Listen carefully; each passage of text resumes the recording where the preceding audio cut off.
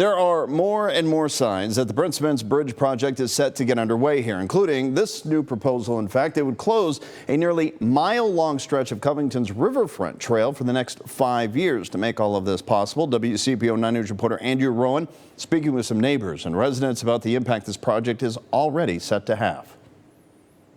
It's been a great place to live, but with the bridge construction, it's not going to be as desirable to live there. For Covington resident Nate Wyangessi, the impacts of the Brent Spence Companion Bridge project are already becoming real. With the rerouting of the Riverfront Commons, they've taken away one of the most joyful parts of the neighborhood. Bridge project leaders are proposing a 5-year closure of this 0.8-mile portion of the Riverfront Commons Trail. It starts west of the Brent Spence Bridge and ends near the Covington Plaza. A detour will be in place instead. Orange barrels, and then highway dividers, and then bike lanes. Just pick one.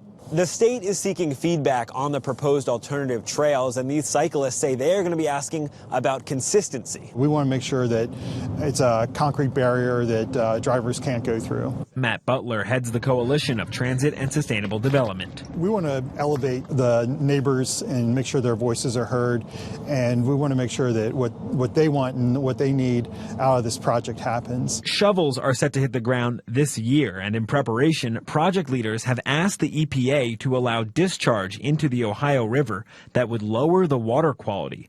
The agency will consider the request during a hearing on Wednesday. Planners, environmental scientists agree. Professor Amy Townsend Small has concerns about the whole scope of the project. More traffic, more pollution, more exposure to noise, and more disturbance to the communities. And this trail closure is one example. I can't really change the fact that I live by this bridge, but if we're going to do it, let's do it right and allocate the proper resources to make this transition as seamless as possible. Residents hoping their feedback builds a bridge to safer walking and biking. Where are you headed? In Covington. Downtown. Andrew Rowan. Going to work. WCPO 9 News.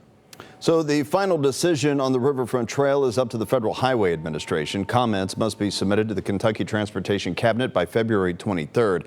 ODOT also says its application to degrade the water quality during construction is all standard practice.